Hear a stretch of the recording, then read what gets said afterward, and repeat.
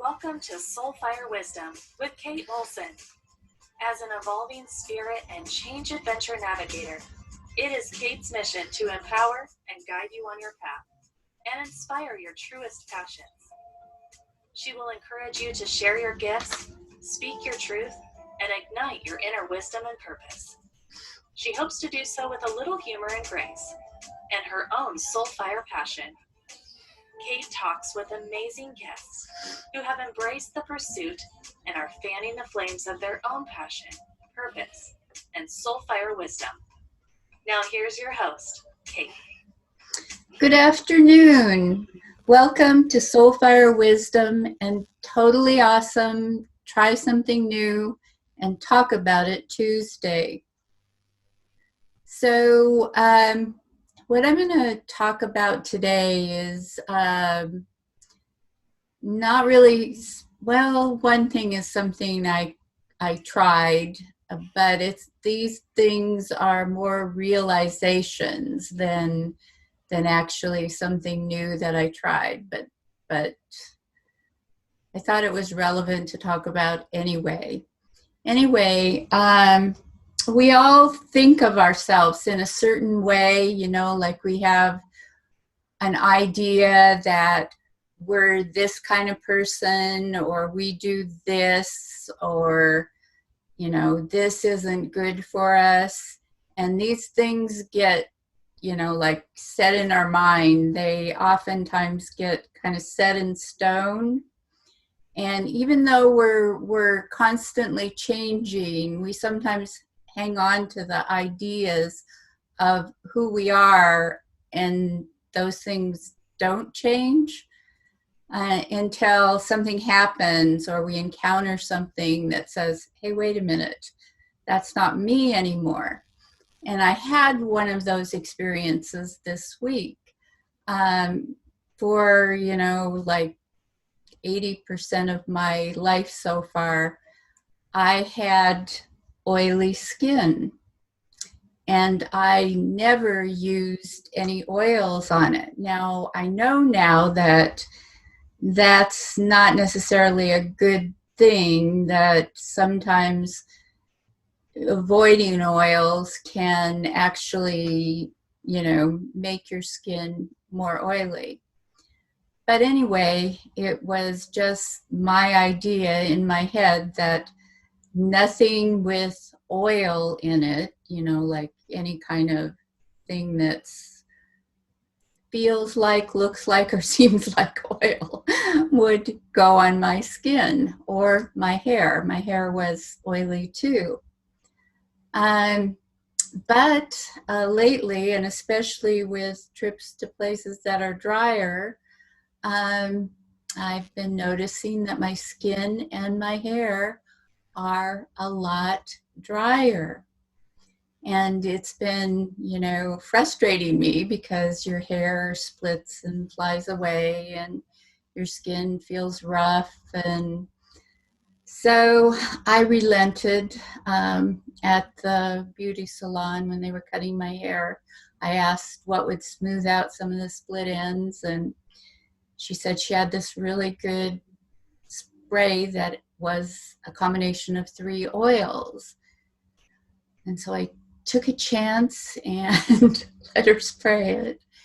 And it worked really well. And so I had to face the realization that, maybe my skin and hair are not oily anymore. Maybe they're dry. So that was one realization. The other one is, that saying that they have that if you're encountering something in other people that is an irritation or frustration to you, that, it's probably in there, in you as well. And that's probably why you're encountering it, especially if you encounter it in multiple different situations. And I had one of those circumstances. I'm in the process of moving, and it just seemed like wherever I turned, people were being really rigid and difficult. And I was getting frustrated by it. And then last night, actually, when I was trying to deal with the movers that were providing one of those U boxes that I'm using to move. I had some movers move most of my stuff, but I have some stuff left over. So I'm moving it that way. And they were just not doing what I wanted them to do. And it snapped. It just occurred to me that I had a really rigid idea of how things needed to be done. And it turns out there's more than one way to do it. So I recommend that if you're being really frustrated by, the difficulty of other people or things that are inflexible or just things that are irritating the heck out of you, take a look at maybe what might be occurring with you that might be reflecting that back. So we have a really great show planned for today. My guest is Debby Handrich, and Debby is an author, a writing coach, and a radio host. And she helps first, second, and third-time authors write their books. She was a professor of writing in Seattle for a long time, for 20 years before becoming an entrepreneur. And she has a radio show, and Story You Talk Radio, and it airs every Thursday on KKNW. And she gives coaching tips, or sometimes she has guest authors. She says she loves to help her clients discover the book within them. So we're going to talk to her today and find out a little bit more about that. Hi, Debby. How are you? Hi, Kate. Thank you for inviting me. Well, I'm glad you could be here. Interesting background there. Yeah. I started as a writing teacher at community college, and I really thought I'd always be there, but I honestly had a little bit of, I don't know, maybe a little too much creativity for them. Sometimes we don't fit into molds as well as we think we might. And while it's lovely to help people write their fiction, their poems, their essays, I really wanted to get involved in the full book format. So that led to being an entrepreneur. Yeah. When I went to Everett Community College for a year before I went up to Western, and when I went to community college, I wanted to be a writer. And the advisor that I had there, I remember him telling me, he just kind of chuckled when I said that. And then he said, well, all of the professors here wanted to be writers, and we're professors. So. What a weird thing to say. I know. And it did kind of discourage me. So I'm glad that you're helping people write their books. Yeah. If they're professors, they are writing. I can promise you that. So that was maybe not always at the community college level. Huh, that's interesting. Well, they don't always have the mandates to have to write, although you would think if they were writing, in the English department and that they would be. Yeah. Well, what I know about teaching is you're never off the hook from writing, and you really shouldn't be. I mean, if you want to enhance the learning of your own people, you have to stay at your craft. You have to keep working at developing what you know how to do. And and I would think that getting far from writing could develop sort of a love-hate relationship toward it, and you never want that. No. But what I'm happy to hear is that it sounds like you started to find your way back to writing. Did I hear that? Yes, yes, I have. I actually ended up taking a really interesting psychology course Good. and went in that direction at the time, but I've always loved writing. So, so can you tell us a little bit more about you and what actually brought you to your current path? Sure. A friend of mine was saying, you know, some people think of you as a storyteller, Debbie. And honestly, that all began when I was just a tiny little kid. I was 6 years old when my brother was born. And I loved to read him stories, but I'm legally blind. I'm Really? albino. I have very light hair and skin. Ah, So I have about 20% of my eyesight. And he would want to sit on my lap, you know, and me being 6 years old, that meant the book had to be way out in front of us with all the pictures and everything. And I couldn't see a word. I couldn't see a word of it. So I just used the pictures as prompts to make up stories. oh, And I just found that was such a delight for me. And the only trick was we'd get to the end and he'd go, do it again. yeah.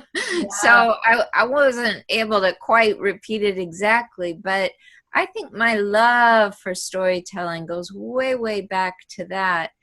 And just the whole notion of being creative and that you are in charge of your brand, your blog, your book, whatever it is inside of you that you want to give voice to. And I think that's what really led me to saying it's time to be an entrepreneur. Oh, wow. Yes, I can relate to your storytelling. I used to tell my sister stories too, and I got bored with, reading the same story over and over again. Yeah. So I used to make it up too. And then one story she really liked, and she didn't know I'd made it up. She thought Uh-huh. that it was a book that I'd read. And I guess she searched and searched for that book. Oh, isn't that She great? And mentioned it was it. authored by you. Yeah, she mentioned it one day, and I just made that up. That's wonderful. That's wonderful. So, what was it when you were a kid that you were first motivated to start writing, or later on?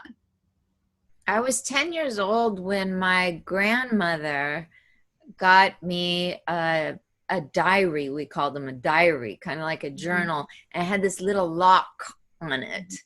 And I loved the idea that these words that I would write down would be all mine, that nobody else would have access to it. I loved that idea. And so that got me going to my journal every day. And I found it was pretty natural for me to write fiction. I loved doing it. And that's where I was published most, was for fiction and for some crummy, shall I say, poetry as well. But that's really where it began. But I also think there was this childhood just desire to reflect and see what I had done Mm. and to kind of get to know myself. I was always a reflective child. So writing from a very early age has played a huge part in my life. So, who are some of your favorite writers? When I was real young, there was a writer named Judy Blume that I loved because, yeah, she would take you into exploration of yourself. I loved Toni Morrison because she had sort of a dark side to her, but also, again, she'd take you down this full path of how we evolve and how we think about ourselves and others. In college, I came to know Raymond Carver, and I loved his conversational style, and was told at one point that I was really imitating him. Hmm. And then as I got older, I became more infatuated with those that were writing nonfiction, like Maya Angelou and Annie Lamont, Hmm. and then more into mythology, Joseph Campbell, and finally into spiritual worlds where people were just really talking about their brand, like teachers I studied with, like Alan Cohen or Robert Holden from Hay House Publishing, were two people, as well as Pam Grout, who has a marvelous blog. Oh my goodness, she's so prolific. So those were just a few.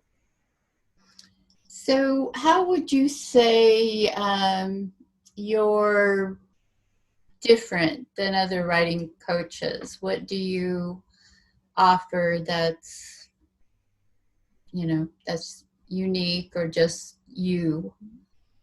Sure. I really became infatuated with the notion that we are all on heroic journeys. I loved classes around mythology. I loved studying Joseph Campbell, but I didn't understand why it was called a hero's journey when, what about the heroine? So my my very first brand was the heroine's journey. And it was more of the feminine side of what about us is really heroic, but in a more feminine way. I mean, for example, I feel that part of my heroic journey has been to write as opposed to go to war, you know? And what I mean by that is I feel it's important for me to know that if I write and have a relationship with my words, I can postpone the potential of a war or the potential of a argument, that the warrior inside of me had a more feminine approach to life. So as a coach, I'm really taking people through their heroic masculine energy, but also their heroine's feminine side, and unraveling what is that story you really want to get at, that story that's really been brewing inside of you. Someone might bring to me their brand and say, I'm a financial advisor, I want to write about money. Well, that's part of the story, but the full story might be that they came from true rags and brought themselves into riches. And people want to know about that. People want to know the truth of where you've been. So when I separate myself from other writing coaches, it's because I'm not focused so much on your grammar and your spelling and your style as much as I'm focused on the totality of the story you want to bring forward and how we will make that into your book or your blog or your brand. Okay. So, what are some of your favorite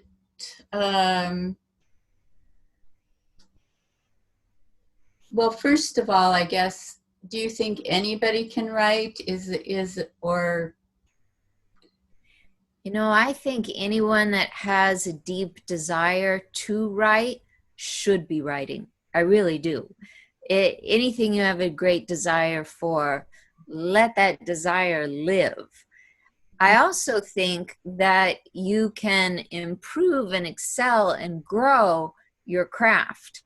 So I feel that sometimes people will come to me and say, I don't really have much background in writing, but anyone can write a book, right? I mean, anybody just needs ambition. Well, I think that's a great place to start. But definitely at some point, a book requires readers, and readers want a certain level of craft. So at some point, there needs to be an investment in skill. Absolutely. So what are your favorite, what do you like best about what you do? Oh, wow. I really, really love learning about the journeys people have been on and how people authentically learn to live by just putting one foot in the front of the other and taking risks and being loving and showing up for new experiences. I really feel like my life is very rich because people are willing to sit down and share where they've been with the hopes that they will be developing their blogs and their brands and their books further. I feel like I'm almost getting a present whenever somebody calls me up and says, you know, I've got this book about I've got this idea about a book, but I'm just wondering if I could have a consultation and talk to you. Would that be okay? I think, yeah, it'd be fantastic. I love that kind of thing. I love kind of teasing out what someone might originally be holding back, but if we get talking about it, you know, that underlying fundamental reason they're feeling the book inside of them, they too start to see the richness of their story. Mm-hmm. So what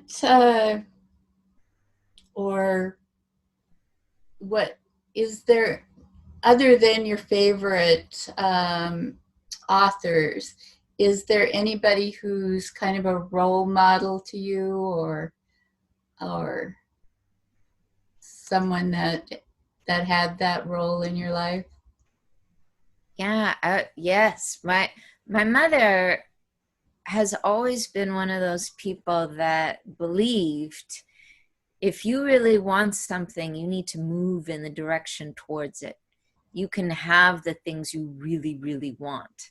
Mm-hmm. And when I was just a little girl and I was transitioning from special education with children like me that only had very low levels of vision, and I was moved into public school, you know, I was pretty nervous. And she told me, pay attention to what you really like. Pay attention to what you really want to do, and you'll find you can do those things well. I was so glad she said that to me early on, because I was very good at writing. And even though I didn't have the best vision, I was reading way beyond my reading level at a very early age. And I think that gave me just a lot of faith of how you learn to believe in yourself. But another role model was Vicky. And Vicky was a teacher I had at age 10. And she was the first person I ever met, and nearly the only person I've ever met in my life who also was albino.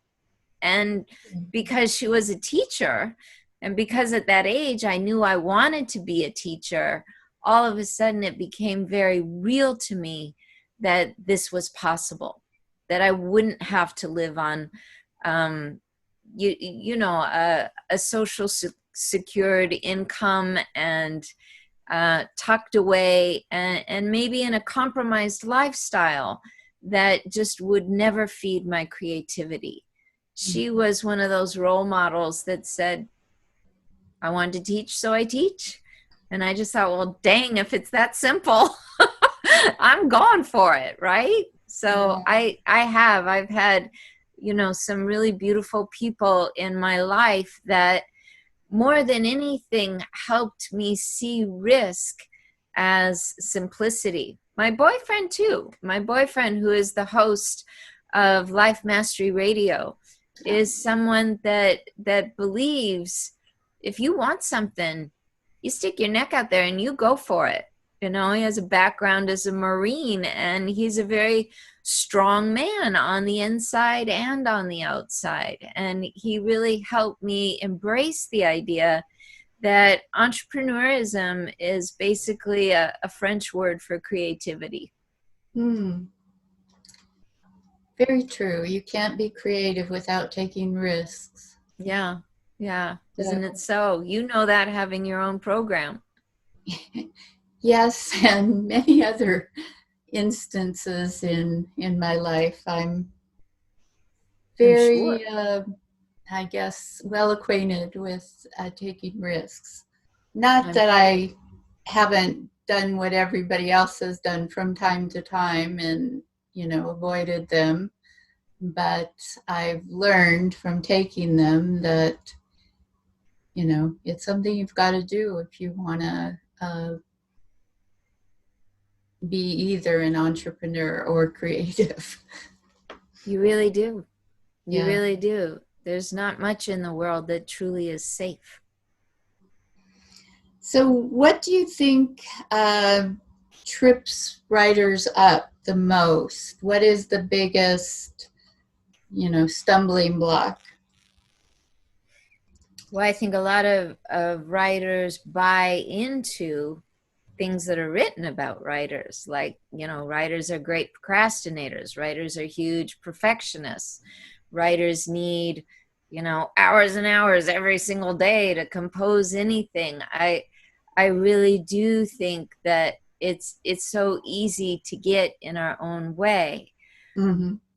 In addition to ideas like that, another thing that really can trip us up is jumping to the other extreme and then just thinking, well, all I need to do is invest in a really, really expensive program and I'll be a bestseller and I'll be over the hump. I won't be a perfectionist anymore.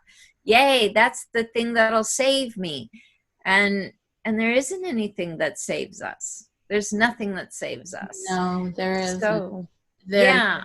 I mean, there's some people that are successful by using a certain system or their own techniques at certain things, but that doesn't mean that that's going to work the same way for you.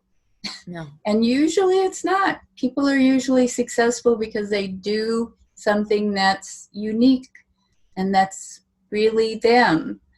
And it doesn't mean that that can be, copied by everybody else and have the same result.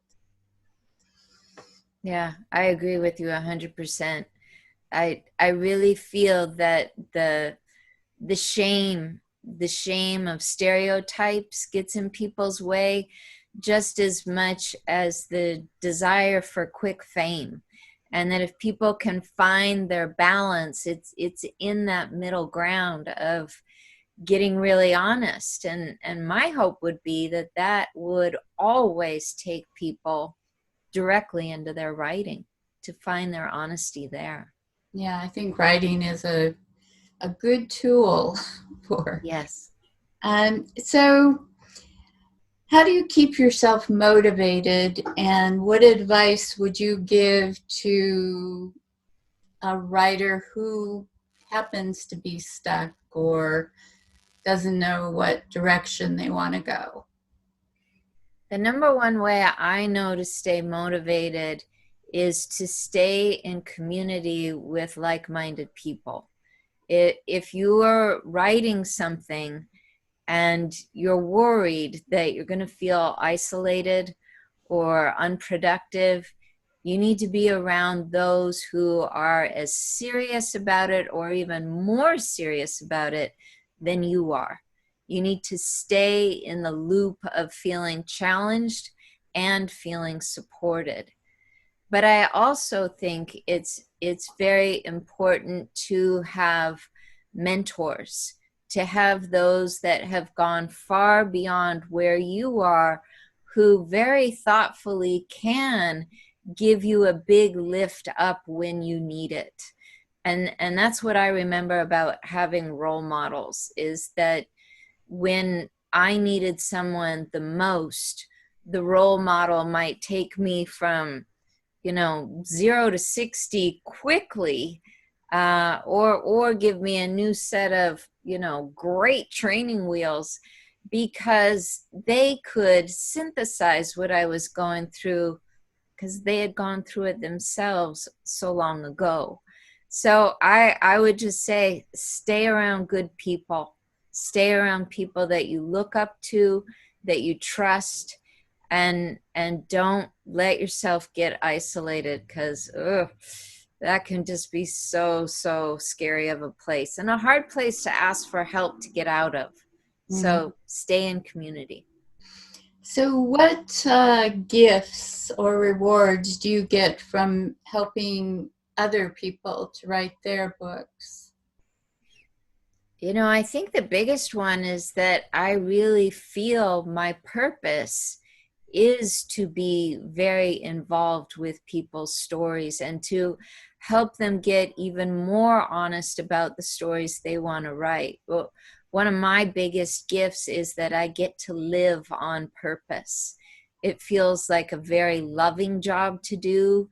It's a nurturing job.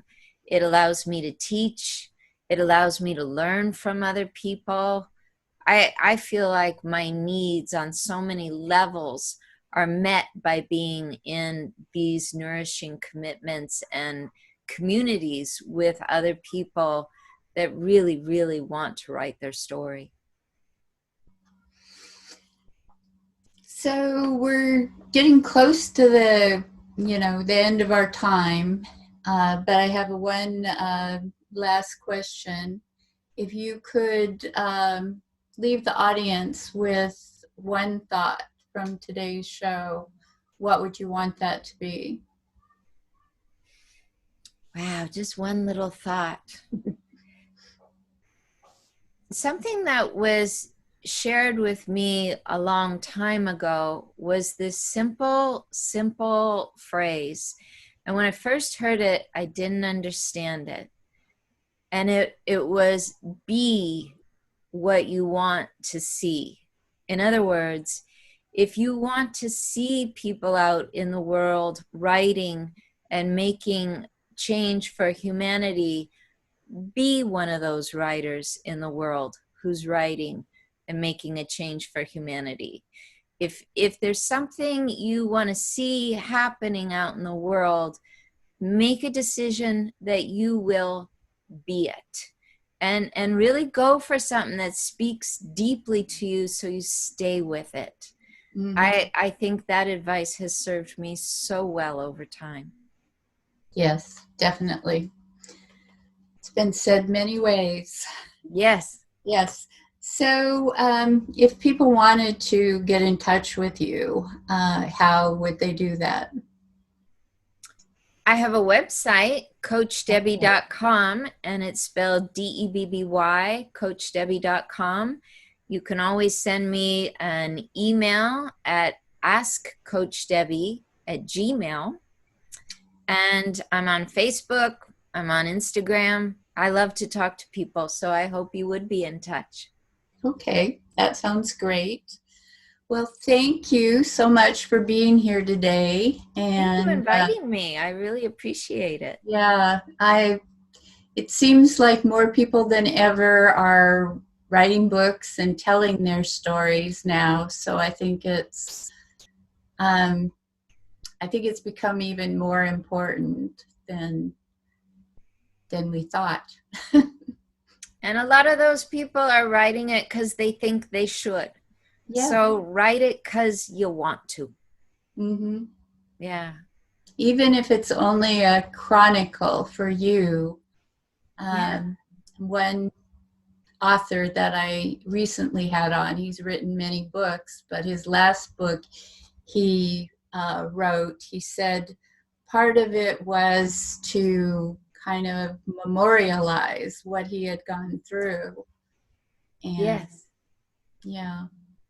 Yes. There are so many reasons to write. And if it comes from an honest place, you'll be so glad you did. Mm-hmm. So, as I said, thank you for being here. And I have a quote to share for the audience to take with them through the week. And that's 2 or 3 things I know for sure. And one of them is that to go on living, I have to tell stories. That stories are the one sure way I know to touch the heart and change the world. And that was said by Dorothy Allison. And I love that. yeah, I kind of agree with her. So we have another great show planned for next week. Next week, I'll actually be telling you what I've been going through for the last 6 months, my little adventure. So that will actually be kind of my return to normal as far as doing the radio show, but as well as a return to normal, I'll be starting something new. And that'll be, I'm going to be live streaming the video and then putting it on the podcast rather than trying to do a live radio show and then. Thank you for listening to Soul Fire Wisdom with Kate Olson. We hope you enjoyed the show. If we made you laugh, brightened your day, or sparked a new thought, we have succeeded in our mission. Join us next time when we'll share more secrets and truths and all the magic of transformation that is the journey to Soul Fire Wisdom. Always remember, be fierce in the pursuit of what sets your soul on fire.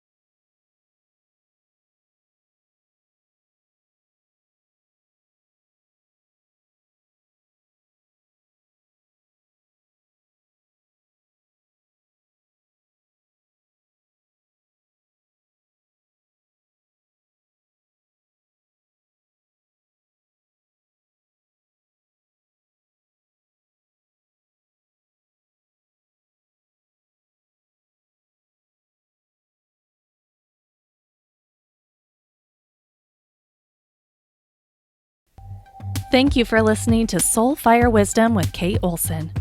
We hope you enjoyed the show.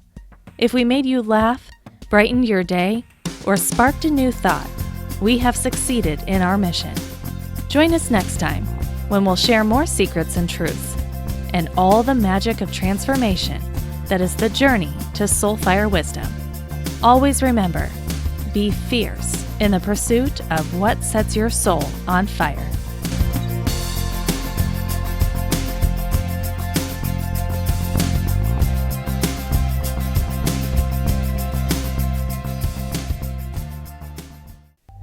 Thank you for listening to Soul Fire Wisdom with Kate Olson.